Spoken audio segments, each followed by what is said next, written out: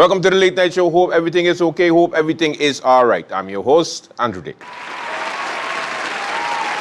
Okay, what's happening on the lovely island of St. Martin? We begin with, of course, the bacchanal, the drama of this unity flag. Who supporting it? Who's not supporting it? What is going on? I don't know. The parliament decided to meet on some different issues, and of course, they couldn't let Monday go. They had to address it because Aunty Sarah is still upset because William Marlin decided to cut off her mic when she was talking at an informal meeting of Parliament. Now, let me explain. Monday, the members of Parliament wanted to have a Central Committee meeting with the Minister of Education, Culture, Youth and Sports and the Prime Minister and also persons who own the flag.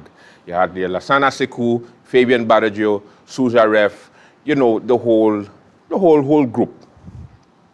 The meeting didn't go on because the members present, the opposition members present, decided not to give quorum, so decided not to sign in so that an official meeting of Parliament could actually take place where these guests can present the whole background behind the unity flag. Good? All right. So William Marlin decided to do the gangster thing and say, okay, since all you don't want to do it officially, we're going to do it unofficially. So he closed the meeting and say, hey guys, all you stay here. Let me just talk about this thing out in the open. All right, that took place. While they had the informal session, Aunty Sarah then, who was there but decided not to sign for the meeting, decided to say, I got something to say. I got something to say. And everybody like, wait, what? What? You didn't sign in for the meeting and now we just chilling in our backyard and you want to say something? Shut your mouth. But he didn't say it like that. But come on. Anyway, William Marlin politely said, no. Because if you had something to say, you would have given the quorum so that you could have talked all you want. So he closed the meeting, and of course, what does Aunty Sarah do? Oh, they want to shut me up. They cut off my mic. Oh my God, this government is the worst. Oh my God. Oh, the agony. Oh, the agony. Yeah, dramatic.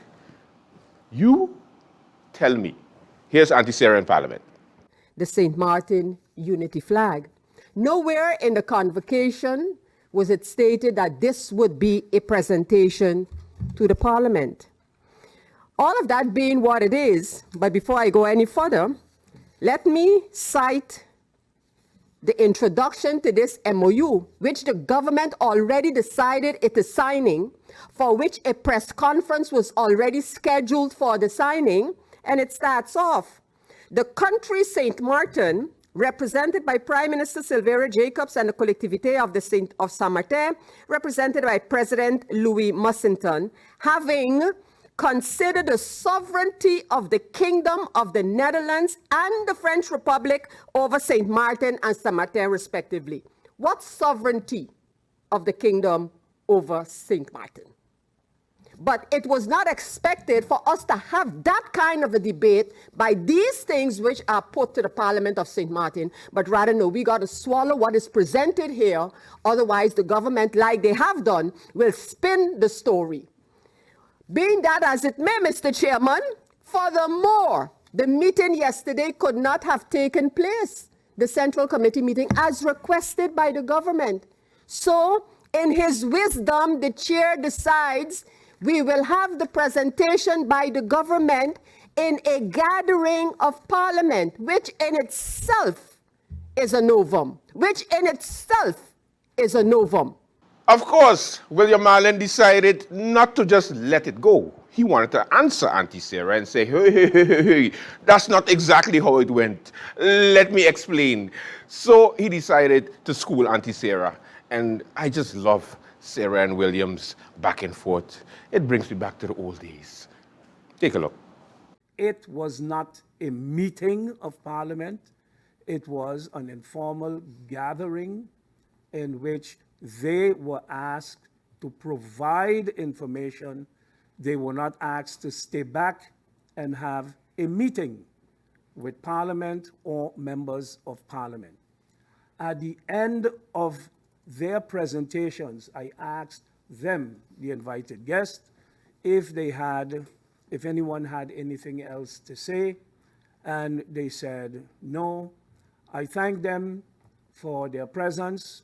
I made mention of when I can recall the flag was first sort of recognized by a member of government, and I closed the informal gathering.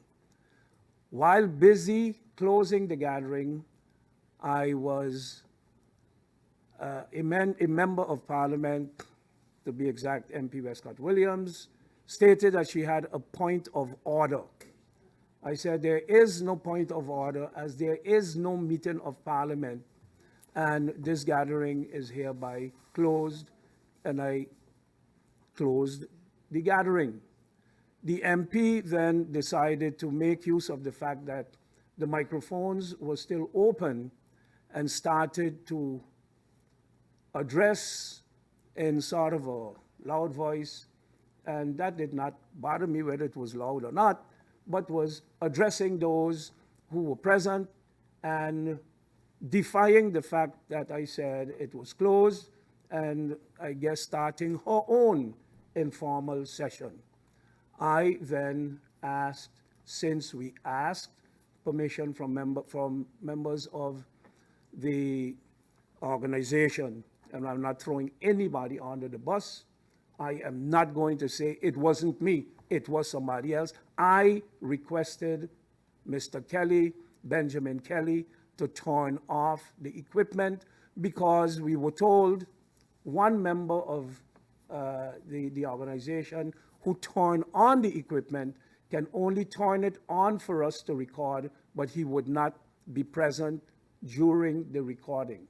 So rather than having the recording, the recording taking place endlessly, and God knows what would have been said by whom, as it is customary sometimes that members of Parliament stay back and they make their remarks and jabs at each other, I asked him to turn off the microphone, and that is what has happened. So what have we learned? Absolutely nothing. St. Martin, not a real place. Anyway, the next thing that I had to talk about is the former President of Parliament, Grisha Martin, still being the worst President of Parliament in St. Martin history. I miss saying that. I miss you, Grisha. Of course, it shows her incompetence once again, while are you not going to believe me if I tell you? But I have to say it because all right, contain yourself, Andrew. All right. So the President of Parliament received a message from a Dutch company. That's how I'm going to describe this whole situation, okay? Whenever I say Dutch company, that's what it is, okay. So a Dutch company sent an email to MP Grisha Martin and said, hey, listen, I understand that your country is dealing with liquidity support, getting liquidity and getting loans from the Netherlands. My Dutch company will be happy to assist St. Martin with taking over the loans and paying it back for RU with just a little small percent. So MP Heiliger responded to this person and said, yes, okay, that sounds good. Let's have a talk, whatever. So the good MP went to the coalition because she was part of the coalition at the same time. She told the Minister of Finance, hey, I found a Dutch company that is willing to take over the loans that we received from the Netherlands, which was 0%.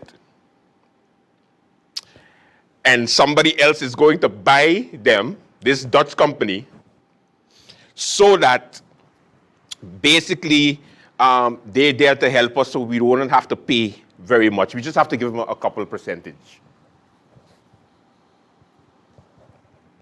So the Minister of Finance, rightfully so, said, are you out of your mind?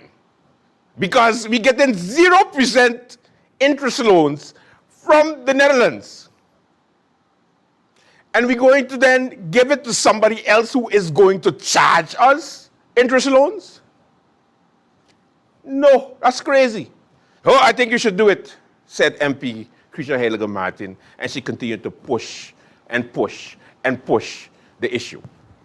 So the Minister of Finance decided to do some research. And in the research, he found out that this Dutch company does not exist.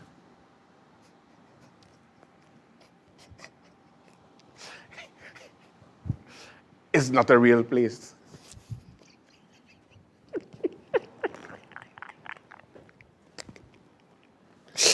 No, I'm not supposed to be enjoying this much, right? But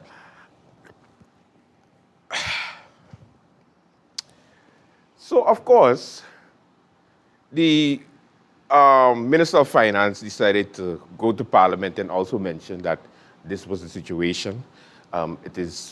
He contacted the ministry in the Netherlands. He contacted BZK, all those financial institutions we deal with in the Netherlands, and they confirmed that they have no idea who this Dutch company is. Remember when they tell you if you get a strange email in your email box, in your inbox, make sure you don't click it. Or when somebody sends you a message and say, hey, you've won $20 billion, just send me a copy of your ID card and $500 and you're going to get 20 billion? Clickbait? Scam? Can I continue? Heiligers? Anyway, thank God they didn't go for the trap. But MP Heiliger decided still to set the record straight and explain how the situation come about while trying to implement MP William Marlin. He wasn't having it. He wasn't having it. Take a look. Teamwork makes the dream work. About 6 months ago, Mr. Chair, at the time as my capacity of a coalition member, not a president of parliament, this team player here informed its member of its coalition, of its then coalition partner, in a mini coalition chat of the possibilities of refinancing loans. No one, including yourself, Mr. Chair, responded. But a few weeks later, I set up a virtual meeting on June 23rd at the request of the representative of the Dutch-based financial consortium, which wished to explore the refinancing options in question. At the time, the minister seemed interested in receiving more information in terms of a term sheet, but didn't see the need for a memorandum of understanding, a MOU. On July 11th, the representative sent an email to the minister's cabinet. The email, the one email that was sent, said something along the lines of, in my view, the wording is rather neutral and both sides need protection while exchanging confidential information. He also went along to say, as I do not wish to bother the Minister of Finance with this issue, but would rather like an MOU be signed. The one email that was sent. The MOU, that's to me, no begging there, that's one email sent. In the attachment, the MOU listed something along the lines of working together to determine if the opportunity of refinancing is possible. Also, will it be acceptable to the government of St. Martin if the draft term and conditions will be acceptable? I also acknowledge and read an email today from the same representative to the BZK, Van Huffelen's office, on exactly February 8, 2022. So obviously there's communication between, there's a communication thread between the rep and BZK. Mr. Chairman, all I could say is I give this government cookies for poor planning for our beloved billion-dollar Front Street. Thank you, Mr. Chairman. Papier heeft geduld. And in the modern era, there is very little papier that circulates, but these devices that some misuse for their own good and some use at a given, when it's appropriate. I did not drag anyone into this discussion, but I was dragged into it. That not even you, Mr. Chairman, responded. Let me remind MP Grisha Martin that on June 13th, it was a Monday, and to be exact, just after 20 past 2 in the afternoon, after receiving a message, I immediately responded. And what was my response? My first concern off the cuff is that Holland is pushing off the discussion about debt cancellation and at the same time keeping debt alive.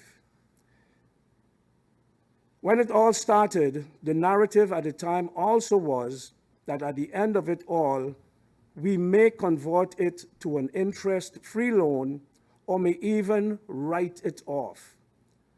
Now to stick in a middleman comes across like making sure they increase the amounts through the interest and in so doing, keep the pressure on. We would have to behave to remain in good graces. Sounds nice and everything else. Sounds like they want to work with us, but believe me, they have never been our friends and they shall never be in capital letters and exclamation marks. Now to sit here and accuse me of being one of those who it was sent to and who never responded. I immediately responded, and it is still in writing what I said. And if the MP misunderstood, let me clarify or elucidate a bit more what I meant or what I intended to explain at the time. What I said was, it makes no sense. There is no sense to it.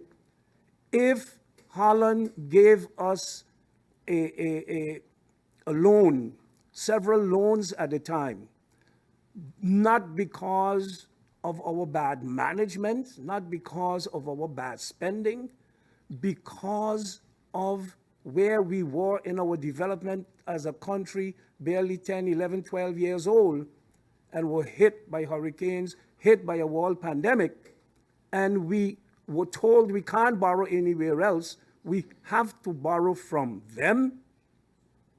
And when they gave us loans, they said, maybe, towards the end of it, let me start off with interest-free, but maybe towards the end of it, we would consider writing them off. And here now, they brilliantly stick in a middleman while this parliament, all of us, all 15 of us, I believe at the time, voted for a motion brought forward by MP George Pantaflet to pursue debt cancellation. And one would figure that the chair of parliament, in her capacity as an MP or as chair of parliament, in talks during IPCO, would lobby with her colleagues or would approach ministers and say, hey, there's a motion from parliament for total debt cancellation. What do you think about it? What do you feel about it? No, you lobby the minister and have persons writing the minister to say, please sign that MOU so we can continue. Please sign that MOU so we can continue. Go even as far as to approach people in the cabinet of the minister to say, we know your minister. Point of order, Mr. Chairman. But there is no point of order. So you're not going to be able, you don't want to accept my apology, Mr. Chairman, after you speak? Would you allow me to have my point of order after you speak? When I finish, you can ask for the floor and Sure, say I will whatever you await. would feel like. So these are the things that have played off and are playing out. The minister, from what I understood recently, approached BZK to find out who this mysterious person is, and the response they have received so far is they do not know who this person is. They never heard of this person or any of this intention. I cannot answer to that. I cannot support that because I'm not the one who has engaged in these discussions. But I am the one who responded in that message the morning and say, bad idea, makes no sense. And up to today, I will maintain it makes absolutely no sense to have a motion of debt cancellation in your right hand and then to pursue with your left hand or with your right hand a mysterious person who would approach me in the capacity as an MP or as a private citizen, even and say, hey, lobby your government to see if we can't get this loan, these monies transferred to a loan, which of course you have to pay. And then the most ironic part of it is the loan would have to be guaranteed by the Dutch government. I just moved over to a new phone and I lost a lot of my chats. So I'm sorry, my apologies for not seeing that, and my apologies for stating that you never responded. But also, Mr. Chairman, I guess we will never know because an MOU was never agreed. So we can't just brush off something by not knowing what it is. And it's a shame. It's a shame, and it's disappointing, actually, not a shame, disappointing to see that this is how we play politics at the detriment of the country, and something that could have been possible, something that could have been viable. And I would just like to leave it at that and apologize to you, Mr. Chairman, for, I don't ever want to call you a liar, but factually so, if you did respond, now I remember I did recall you stating that, but I don't have I'm not privy to that chat anymore with that information. So my apologies to you, Mr. Chairman, for that. And we move forward. Thank you. On the record, apology accepted. MP Bryson, you have the floor. Thank you, Mr. Chairman. Good afternoon. And I think it is indeed, Madam Chair, because I was in that, Mr. Chairman, I was also in that group chat. And when I heard the comment, I was also someone that was just accused of never responding, Mr. Chairman. And actually, my response was that I agree with the PM, who also stated that it did not make sense to engage in a 4% loan to compete with a loan that is currently at 0%. She just apologized. She just apologized. So my apologies to you, Mr. Chairman, for that. Like, this is good. Progress. And I noticed that MP Rolando Bryson, the tallest member of parliament, decided to just jump in a little bit too and go like, I hope I could get that apology too. She didn't jump for it. She didn't jump for it. She didn't jump for it. She only apologized to William. But anyway, what else can MP Heilige Martin be wrong about? Starting her own party, maybe? Being the president of the parliament? Running for the next elections? Oh, they're still on? I got a hot mic. It's hot. Welcome to the Late Night Show. Hope everything is okay. Let's begin. Saturday, November 12th. Get ready for it. It's Madame Gougou's St. Martin Fest, starring the big acts like Beijing and Cadillac. New Look. Mr. Killer. T-Vice.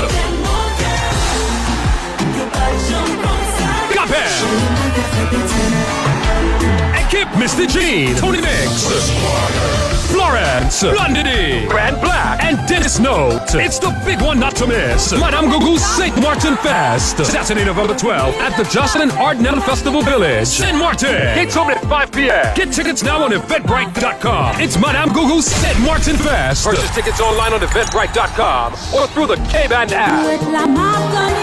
For more info, call 590-690-660-773.